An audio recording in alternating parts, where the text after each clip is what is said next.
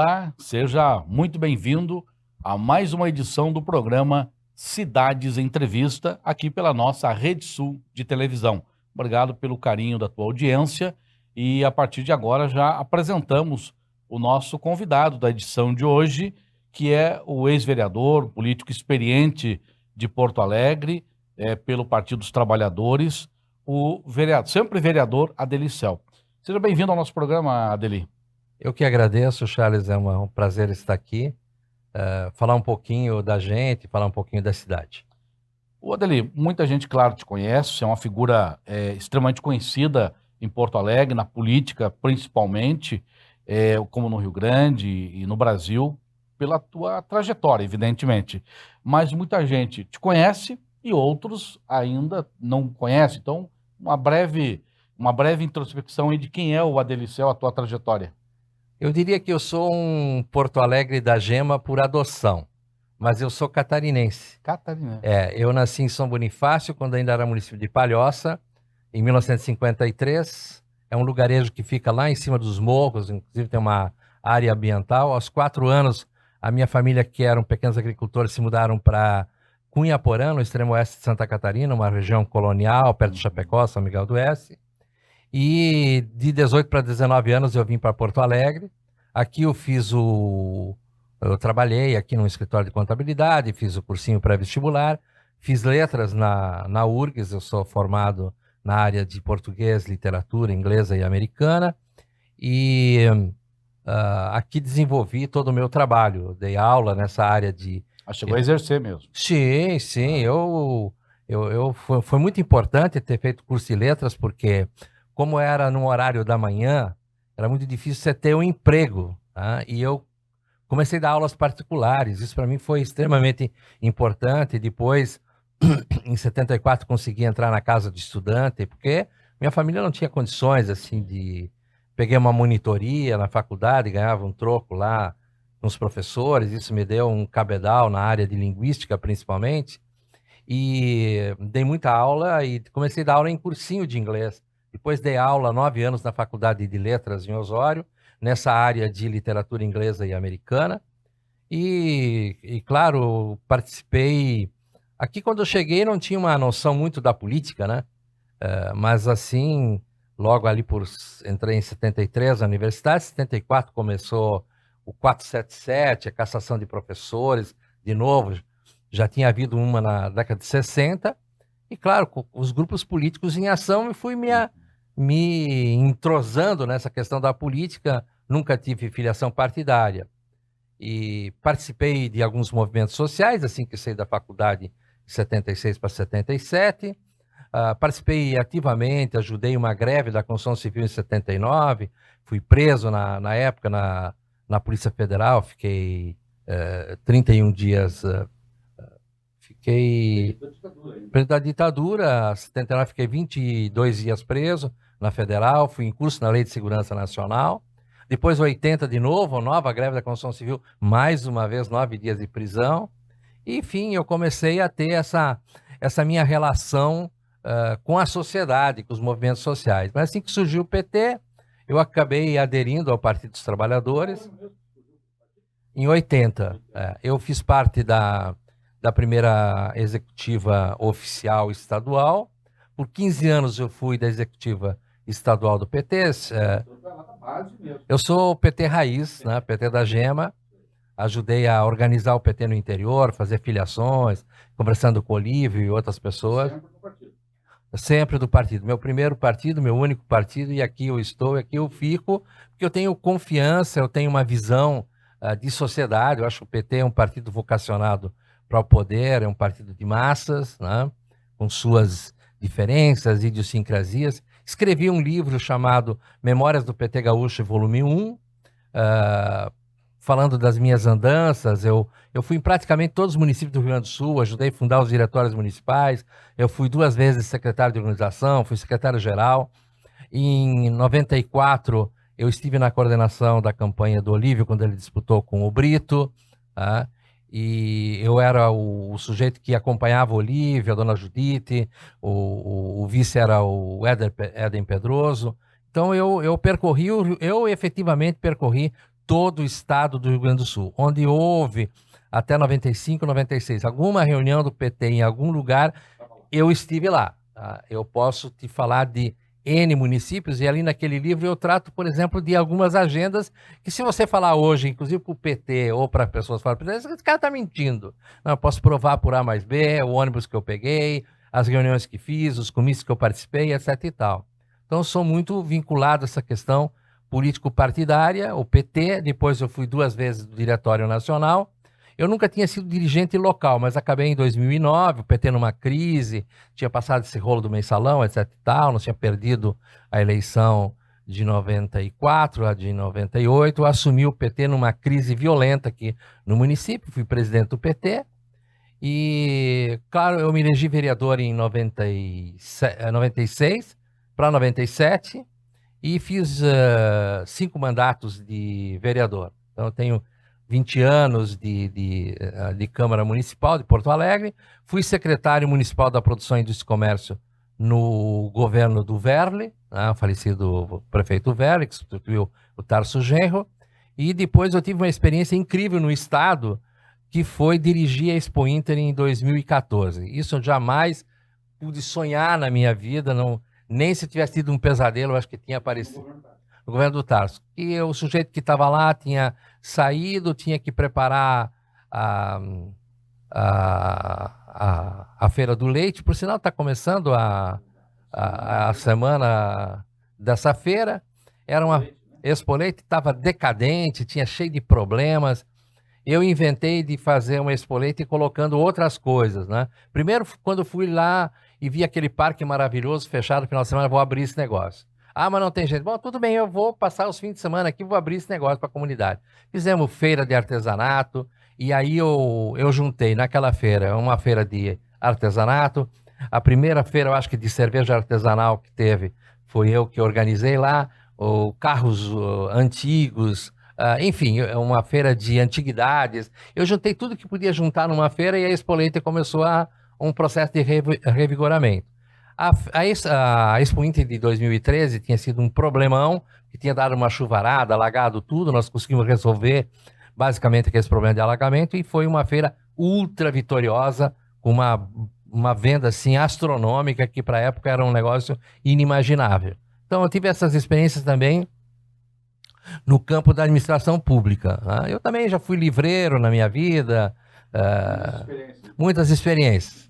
Adeli, você está trabalhando numa obra, em um livro, que vai tratar de um assunto, uma chaga aí muito forte e bastante recente na nossa história.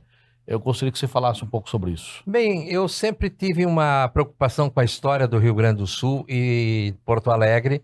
Tenho escrito muitos artigos para todas as mídias possíveis, e quando aconteceu esse episódio da Serra Gaúcha em Bento Gonçalves, que ficou caracterizado nas palavras de um promotor de justiça, um procurador, na verdade, dizendo que era uma escravidão contemporânea. O meu livro chama-se Escravidão Contemporânea, o caso da Serra Gaúcha. Ele deve sair da gráfica no dia 23, dia 25, no final da tarde, às 18 horas, eu faço o lançamento no Chalé da Praça 15. No dia seguinte, de tarde, para também o pessoal aposentado, o pessoal que está no centro, faço às 16 horas aqui no Bistrô do Margues. São os 2 primeiros lançamentos.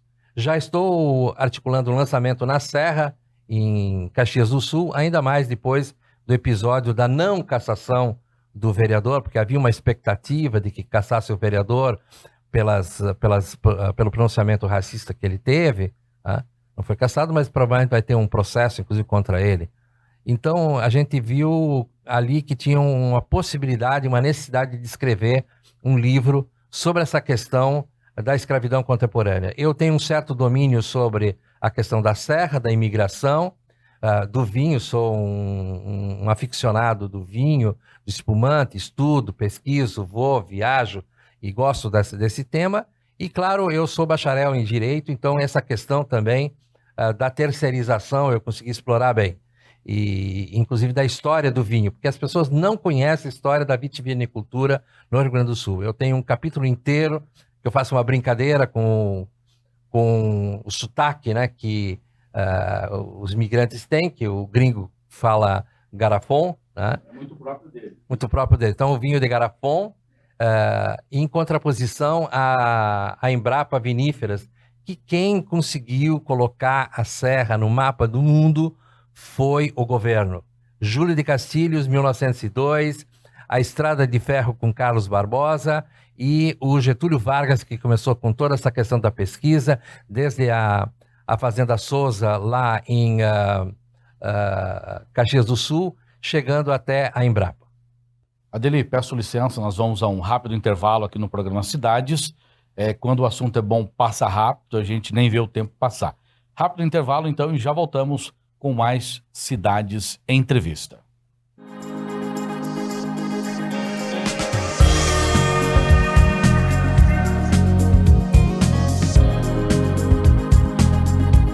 O consumo de podcasts está em plena ascensão e faz parte do plano de marketing de muitas empresas, principalmente por ser uma excelente ferramenta para atingir o seu público-alvo. Além de aumentar a audiência de maneira geral, é uma forma muito eficiente para conseguir o tão sonhado alcance orgânico. Afinal, é a sua marca demonstrando autoridade no mercado e oferecendo conteúdo relevante para um público extremamente qualificado. Mas é claro que esse investimento só vai trazer grandes resultados se for feito de maneira eficiente, com um conteúdo interessante e produzido em alta qualidade. Aqui na Fórmula Digital nós temos toda a estrutura, equipamentos e profissionais especializados em podcasts e podemos te ajudar na produção do teu projeto. Quer saber mais? Manda um direct ou uma mensagem no WhatsApp que a gente está te esperando.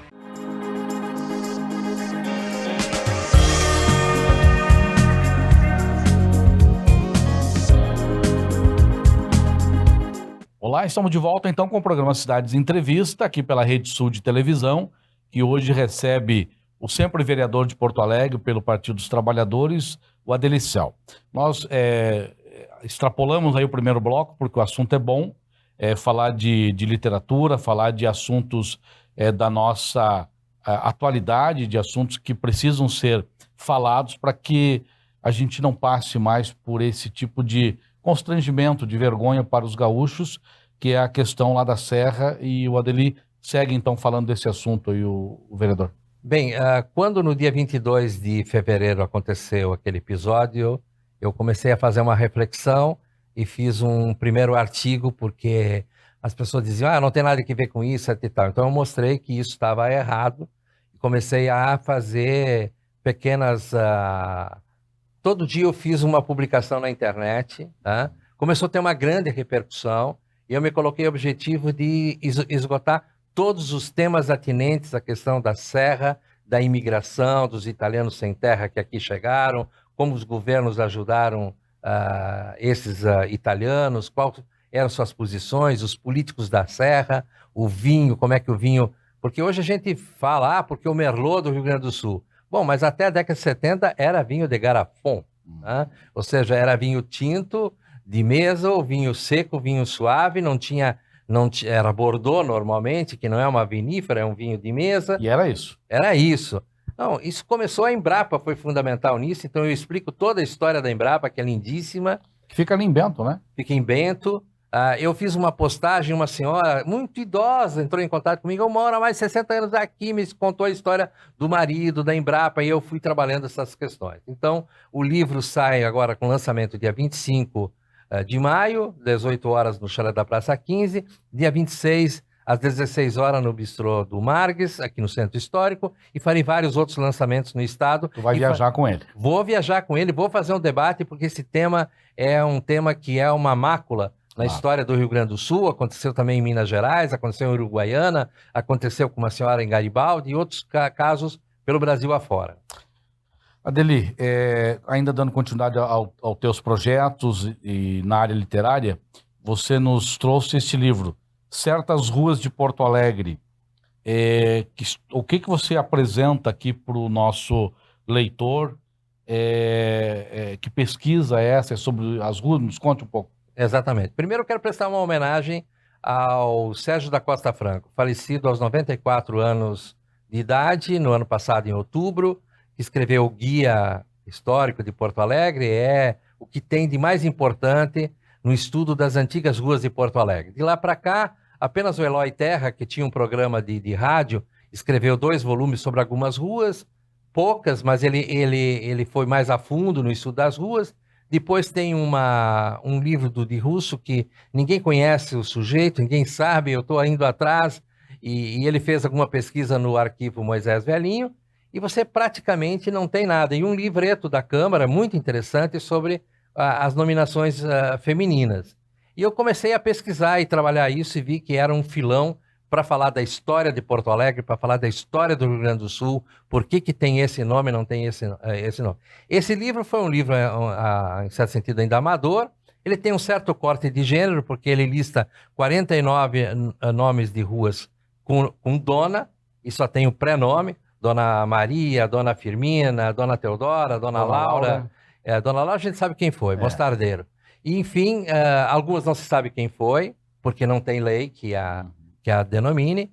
Eu passei para as médicas, só tem 9 nomes de médicas até quando eu fiz esse livro em 2020. Agora tem 2 ou 3 a mais, que é outro escândalo, porque tem 180 médicos e 9, 10, 11 mulheres. E a questão de gênero, como é que tá?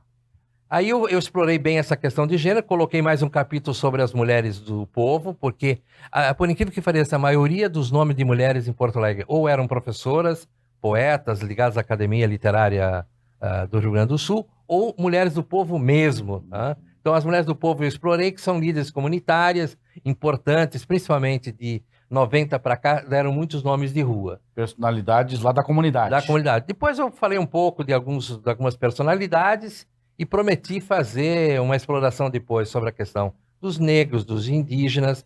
Foi aí que eu comecei... Ou seja, não coube em um único livro. Tem muito assunto. Eu tenho praticamente, hoje, se eu somar, eu devo ter 400 páginas em Word, resumido. Eu estou fazendo da seguinte maneira: o nome da rua, o CEP e o bairro atualizado. O bairro que é o maior problema, porque como mudou a lei em 2016, você busca no Google, você erra 90% dos casos. Tem que ter muito cuidado.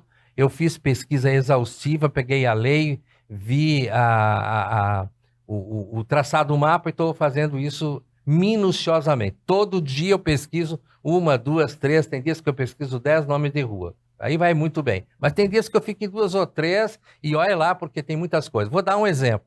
Estrada João Antônio da Silveira na Restinga.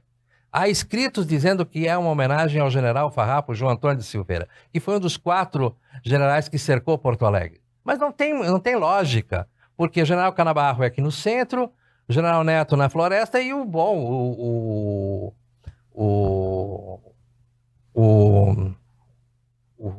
nosso famoso Bento Gonçalves está em tudo que é lugar. E esse sujeito nunca levou nome de rua de fato. Esse nome, João Antônio de Silveira, é um homem que morava na Restinga. Nós achamos o abaixo-assinado que pede o nome de João Antônio de Silveira, um homem comum do povo. E assim a gente vai ver outros nomes, né? Nenhuma relação. Otto Niemeyer, estava lá na placa, entende, consultor inglês. Existiu um consultor inglês, alguém voltou no Duga, botou lá. Não, era um comerciante dos mais famosos aqui no centro histórico que colocou a sua casa de campo, na época, na tristeza, por isso Otto Niemeyer. E assim você vai explorando esses nomes, por que Luciana de Abreu, o primeiro nome feminino, entende, foi num lugar nobre? Porque deram o nome de vários professores ali. Foi entendeu? O primeiro nome feminino. O primeiro nome, Luciana de Abreu, depois nós temos o Fernando Gomes, que era o primeiro colégio de Porto Alegre, nós temos os outros nomes ali que são ligados ao jornalismo ou à literatura ou ao magistério. E ela foi uma professora brilhante, foi do Partenão Literário, morreu muito jovem, aos 36 anos de idade, por tuberculose. Se nós formos pesquisar, naquela época as pessoas morriam de tuberculose, não é só no século XIX, no século XX. O Paulo Coelho, que foi um dos maiores musicistas de Porto Alegre, que dá nome a uma praça, aquela que sobe ali para o cemitério João 23, era o Paulo Gordo, um dos maiores musicistas do Rio Grande do Sul, que já teve, ele morreu com 30 anos por causa de tuberculose. Super jovem. Super jovem. Tá. Agora, o fato da tua campanha política, das muitas que você passou, palmilhou muito Porto Alegre, as comunidades, os bairros. Sim. Isso ajudou você nesse trabalho? Claro. Ali no prefácio, o o professor Jorge Barcelos, ele disse que eu sou uma espécie de flaneur, ou seja, o cara que fica flanando pela cidade. Eu sou um sujeito que conheço as ruas, conheço os becos, sei quantas igrejas tem na Roosevelt. São 9, porque eu fui, visitei, fotografei, estou vendo. Hoje eu estou aí junto com o professor e historiador, doutor Frederico Bartz, com Caminhos Operários. A gente vai fazer um novo passeio no 4º distrito. A Rua do Parque tem 4, 5 espaços lá hoje, entende, que o Frederico observou, que são lugares onde começou o movimento operário praticamente em Porto Alegre. Então, as ruas a gente conhece e a gente sabe algumas histórias incríveis. Por que tem a Rua Arabutã no meio de nomes de estados e de países e de capitais? Porque chamava Rua Itália. Na guerra, entende, afundaram os navios brasileiros, um deles chamava Arabutã, o mais importante, o pessoal foi lá e arrancou a placa Rua Itália e botou Arabutã, não tem lei, mas ela ficou e ela é Arabutã em homenagem ao navio brasileiro naufragado. Quando da proclamação da República, o pessoal tirou a placa Conde de ali da Praça 15 e botou Praça 15, Rua do Imperador na República, botou República, Rua da Imperatriz, botou Venâncio Aires, ou seja, muitos nomes foram o uso comum, entende? O povo que colocou esse nome, né? Nem tem lei para isso. Vontade popular mesmo. Vontade popular. E permanece. Muito interessante. Permanece. Tem que contar essas histórias. Eu imagino que nesse contato direto com as pessoas, conversar em loco com aqueles que conhecem e fazem a história. Muitos ficam preocupados porque não sabem quem é o homenageado.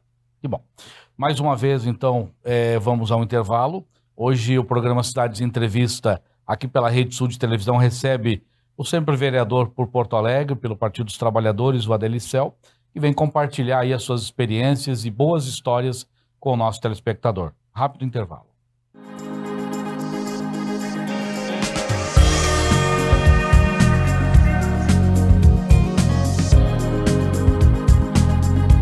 O consumo de podcasts está em plena ascensão e faz parte do plano de marketing de muitas empresas, principalmente por ser uma excelente ferramenta para atingir o seu público-alvo. Além de aumentar a audiência de maneira geral, é uma forma muito eficiente para conseguir o tão sonhado alcance orgânico.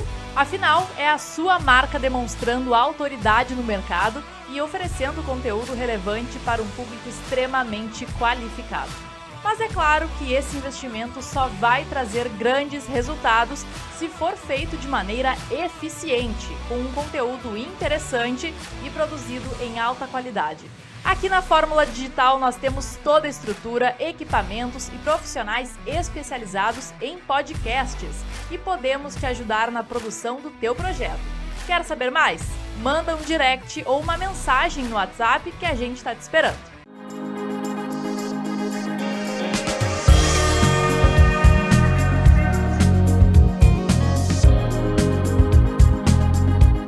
Estamos de volta aqui com o programa Cidades Entrevista pela Rede Sul de Televisão. Você pode participar aí pelas redes sociais, aparecendo no seu vídeo. Mande aí a sua contribuição. Hoje recebemos o vereador de Porto Alegre, ex-vereador, mas sempre vereador, escritor, né, uma pessoa que está sempre antenada com a comunidade de Porto Alegre em especial e com a conjuntura política, naturalmente. O Adelicel. Adeli, a questão das cidades, a conjuntura, a problemática que a gente vive em todas as áreas. E você é muito antenado com essas questões. Como é que está? Sempre me preocupei com as questões urbanísticas. Eu tenho, inclusive, um livro que eu fiz, Circuitos da Cidade, do Boteco à Utopia, falando um pouco mais de Porto Alegre, mas sempre me preocupei também com a questão metropolitana. Nós passamos por um período muito difícil, que foi da pandemia, em que aprendemos a trabalhar de casa, aprendemos a trabalhar mais pela internet. Nós temos muito trabalho à distância, o home office. Estava falando com um amigo meu que tem uma empresa nessa área de informática, no edifício onde eu tenho o escritório, aqui na Andrade Neves. Nós estávamos comentando um pouco essa questão. Houve uma grande diminuição das pessoas de circularem, porque muitas pessoas podem trabalhar hoje remotamente. Em Porto Alegre também há uma tendência no último decênio de muitas pessoas se aposentarem, irem morar na praia e outros tantos, inclusive, vão para Garopaba, em Santa Catarina, né? Ou vão até para o interior. Mas as crises ensinam muito, né? As crises ensinam e mostraram que o nosso problema continua sendo mobilidade urbana. Nós temos um problema de uma crise de ônibus, principalmente o sistema de ônibus de Porto Alegre, mas o táxi também teve em crise por causa dos aplicativos. Mas eu sempre dizia para os taxistas, desde 2011, quando o Uber aqui chegou, vocês têm que ter paciência, vocês têm que melhorar o segmento de vocês, porque o carro de praça, o táxi, ele é um sistema mundial, ele não vai morrer. Os aplicativos deu muito problema, no início foi uma febre, o desemprego levou muita gente para isso, mas também causou muita confusão na cidade. E nós temos que remodelar o sistema de transporte coletivo. Nós estamos aí para organizar um seminário nacional sobre mobilidade urbana. Já conversamos com a deputada Denise Pessoa, que representa o Rio Grande do Sul na Comissão de Urbanismo lá no Congresso Nacional. É uma deputada eleita por Caxias do Sul, ela foi vereadora em Caxias do Sul. Aqui com o pessoal da Transurb, com as prefeituras, com secretários e ex-secretários, estou tratando dessa questão de fazer um seminário no segundo semestre sobre essa questão. A questão da conurbação. Não tem mais sentido os ônibus batendo lata entrando na cidade, entendeu? Tem que ter a chamada ligação com o metrô, ela não aconteceu de fato. Tem uma disputa de mercado aí. Parece que é no tempo do bonde com os ônibus, que os ônibus se atravessavam na frente do bonde e pegavam os passageiros, né? É utopia pensar que Porto Alegre pode chegar ao nível de Curitiba? Não é utopia, porque hoje tem que ter muita vontade política, de um lado, e por outro lado, os prefeitos aqui na Grampal, eu digo, eles têm que fazer uma campanha nacional para nós criarmos um Fundo Nacional de Mobilidade Urbana, porque o problema é metropolitano para Porto Alegre, isso sem dúvida nenhuma vai ser Pelotas, Rio Grande, aqueles municípios do entorno, como aqui na Serra Gaúcha. Então vai ter que ter financiamento. Hoje você tem alguns municípios que têm mais recursos, como o caso de Maricá, no Rio de Janeiro. O ônibus é completamente gratuito e não é a única cidade. Tem mais cidades, em Minas Gerais já tem. E a gratuidade, isso afeta? Tem que ser discutido, tem que ser revisto? Eu acho que mais cedo ou mais tarde o caminho vai ser subsídio nacional, estadual e municipal, para baratear a passagem. Eu não sou daqueles da gratuidade total e absoluta, mas eu acho que nós temos que caminhar celeremente para um novo modelo de mobilidade urbana. Nós estamos vendo, Paris discute muito isso. A professora Fernanda Moscarelli, que deu aula aqui na Unirita, no doutorado, hoje está dando aula em Paris, já conversou algumas vezes conosco e nós vamos convidá-la para esse seminário. No mínimo ela vai falar online desde Paris, porque é a maior especialista que nós temos hoje aí em questões metropolitanas. Mas nós temos uma turma muito boa aqui na área do urbanismo que está discutindo muito essa questão. Porto Alegre vai fazer a revisão do plano diretor. Nós queremos, inclusive, interferir nisso, discutir temas importantes da cidade. Temas que nunca se discutiu. Hoje a mobilidade urbana ela é importante, mas também há uma descaracterização das cidades. Se nós voltarmos um pouco à história, nós vamos ver que na década de 40, 50, Porto Alegre era conhecida como a Belle Époque, né? Ali pelo ano de 1910, quando ficam prontos, ou 1915, 20, ficam prontos todos esses prédios históricos do centro, o Margues, né? Que era a Receita, o Correio de 1913, o Palácio... bom, a Prefeitura foi de 1901, o Palácio depois de 1910, 20 começou a Catedral, enfim... Esse centro histórico aqui, ele era um encanto, né?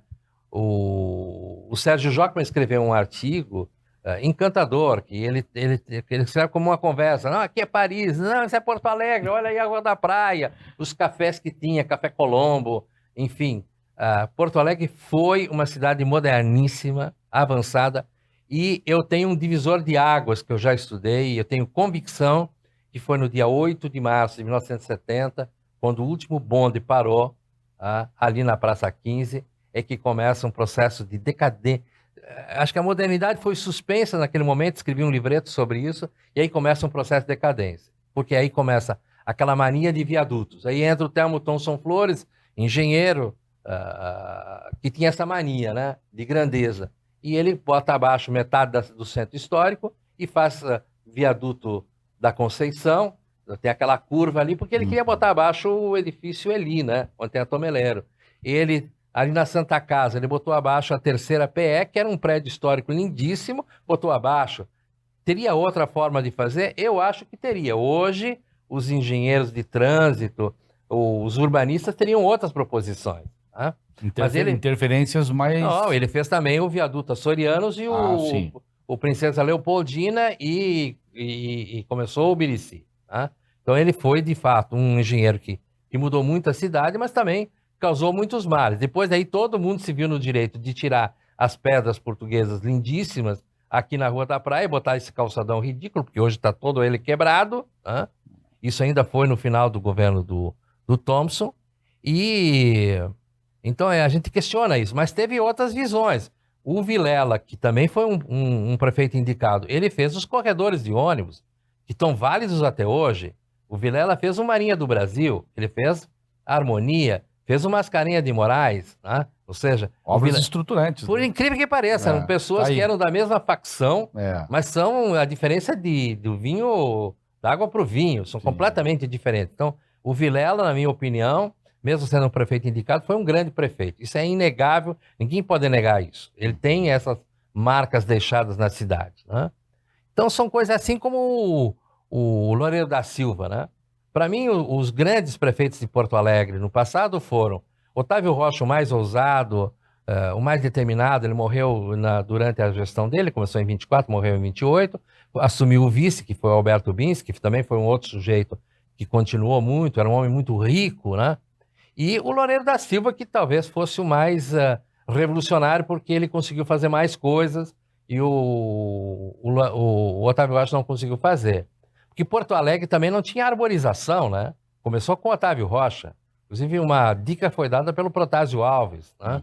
Tô aqui no Rio de Janeiro, tô aqui com o doutor Miguel Couto, cuidando da minha mulher, mandou uma carta pro filho dele. Fala pro doutor Otávio que aqui se planta na calçada, etc. E começou o plantio de árvores em Porto Alegre. Porto Alegre é uma cidade muito arborizada. Hoje, infelizmente, nós temos um arboricídio tremendo em Porto Alegre. As pessoas parecem que não podem ver árvores sem botar abaixo. Ali na Praça Tamandaré, o pessoal me chamou esse dia lá em Petrópolis, é uma vergonha o que foi feito. O sujeito do nada botou abaixo as árvores e nada aconteceu. Isso agora vai mudar, porque temos um grupo aí mobilizado para cuidar da limpeza da cidade, cuidar das calçadas e cuidar das árvores. E essa questão aí dos...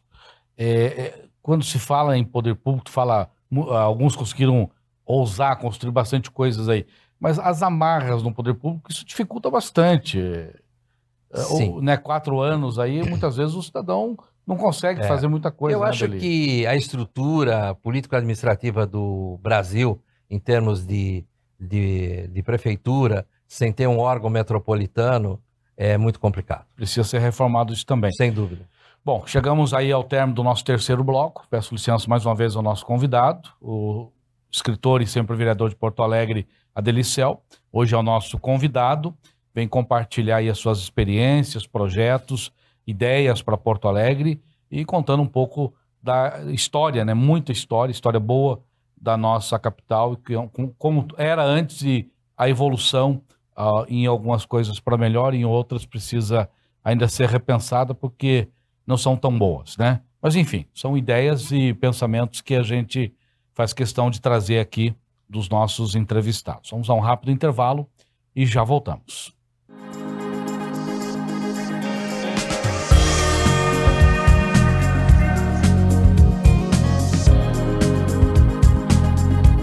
O consumo de podcasts está em plena ascensão e faz parte do plano de marketing de muitas empresas, principalmente por ser uma excelente ferramenta para atingir o seu público-alvo. Além de aumentar a audiência de maneira geral, é uma forma muito eficiente para conseguir o tão sonhado alcance orgânico. Afinal, é a sua marca demonstrando autoridade no mercado e oferecendo conteúdo relevante para um público extremamente qualificado. Mas é claro que esse investimento só vai trazer grandes resultados se for feito de maneira eficiente, com um conteúdo interessante e produzido em alta qualidade. Aqui na Fórmula Digital nós temos toda a estrutura, equipamentos e profissionais especializados em podcasts e podemos te ajudar na produção do teu projeto. Quer saber mais? Manda um direct ou uma mensagem no WhatsApp que a gente está te esperando.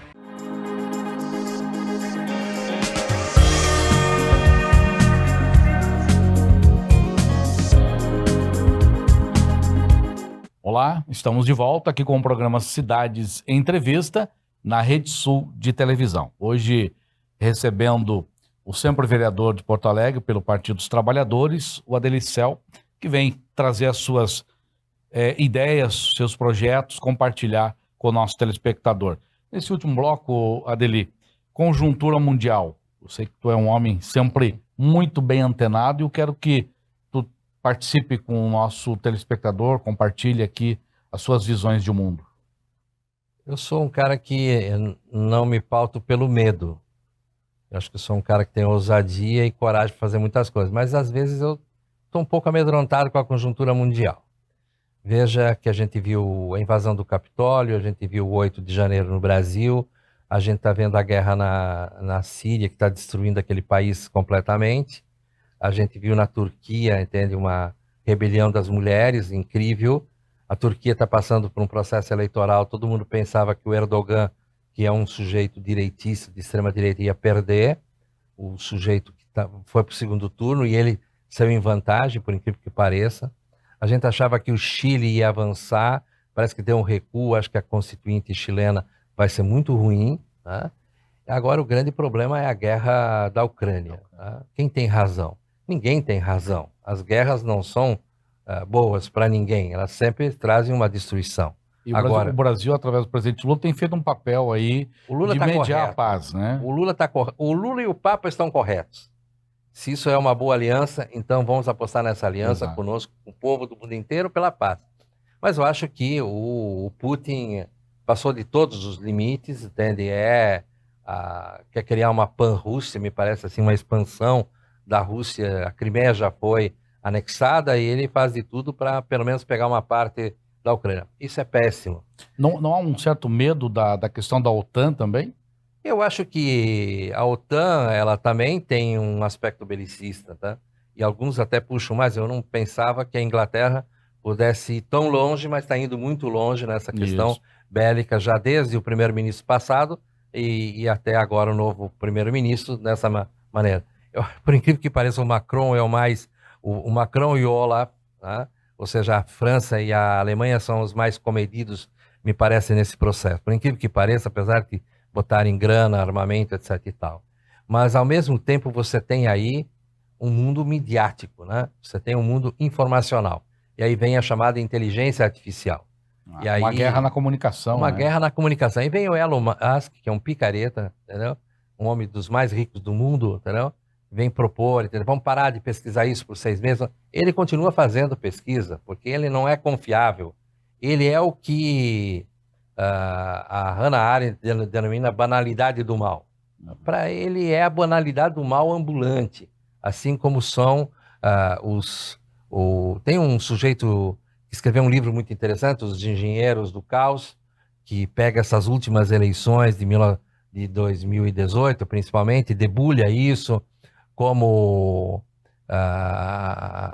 as pessoas utilizaram a mídia e como agora está sendo utilizado. Já que tu citou o Elon Musk, tem a informação que hoje a guerra na Ucrânia está sendo televisionada, vista pelos meios de comunicação, mas devido ao Starlink, ou seja, a internet do Elon Musk.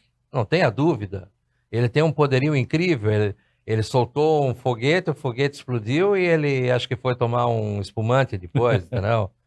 Ele não tem sentimento, entendeu? Então, é um sujeito que tem pretensões de domínio mundial, é perigoso. Assim como eu acho que algumas mídias sociais, hoje você não vive sem WhatsApp, sem essas coisas todas, mas eu acho que tem que ter um controle dessas empresas de dados, né?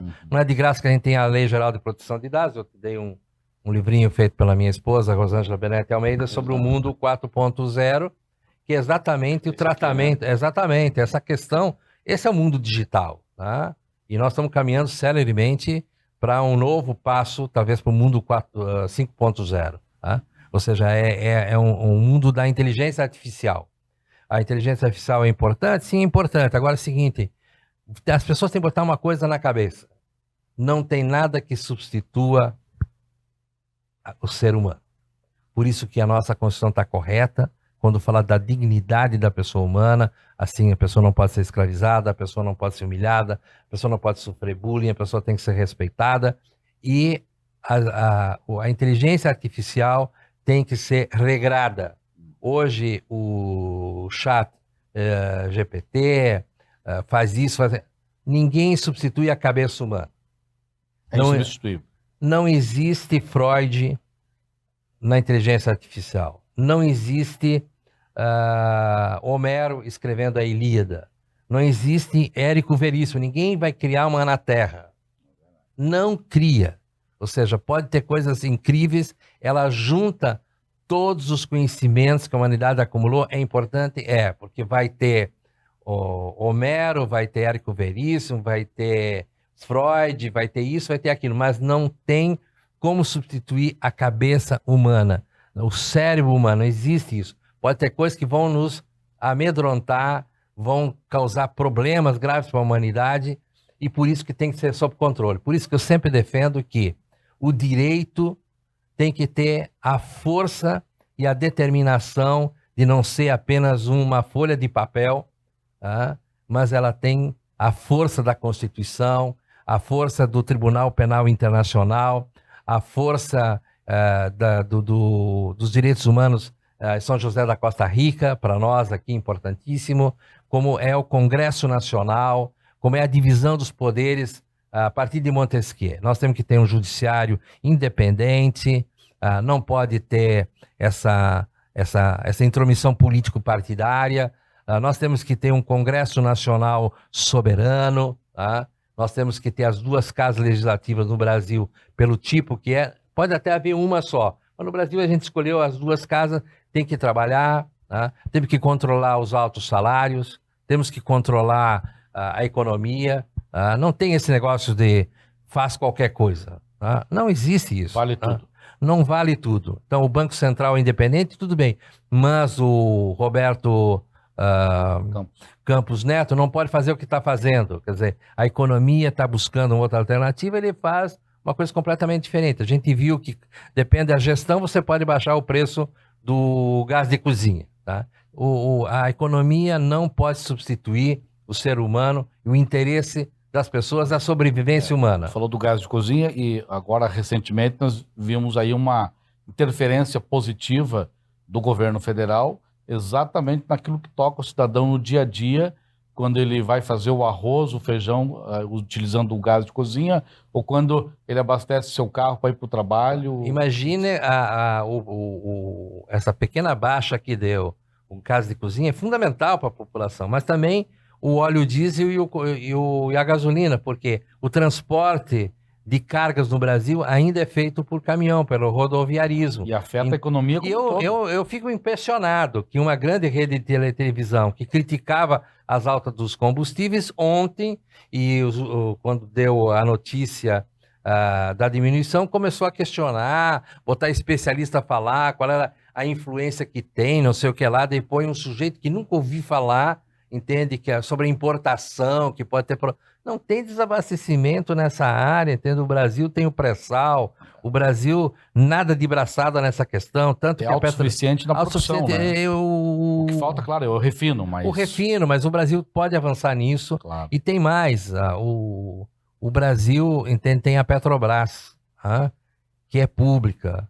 A pública em termos, uma parte é pública, tanto que teve um lucro incrível que ajudou o cofre do governo federal. Mas tem que ter essa consciência social. Tem que ter consciência social. Tem que olhar para o Brasil, para o brasileiro. Bom, Adelino, nós estamos chegando ao término do nosso programa. Eu peço que você deixe as tuas considerações finais ao nosso telespectador. O meu agradecimento à TV, a ti, por essa oportunidade. Sempre que possível, nós estaremos aqui debatendo qualquer tema da cidade, qualquer tema do Rio Grande do Sul e da humanidade. Não podemos esquecer da humanidade. Com certeza. Obrigado, então. Presença do sempre vereador de Porto Alegre pelo PT, o Adelicel, que é um profundo conhecedor de Porto Alegre, dos bairros, das ruas, de histórias recentes que nos envergonham, infelizmente. Nós tratamos disso aqui. Conjuntura mundial, guerra da Ucrânia, Petrobras, governo federal, enfim, todas essas conjunturas nós, de alguma forma, mais ou menos, conseguimos tratar aqui no nosso bate-papo. A você, muito obrigado pela audiência. Até o próximo programa Cidades Entrevista, aqui pela nossa Rede Sul de Televisão.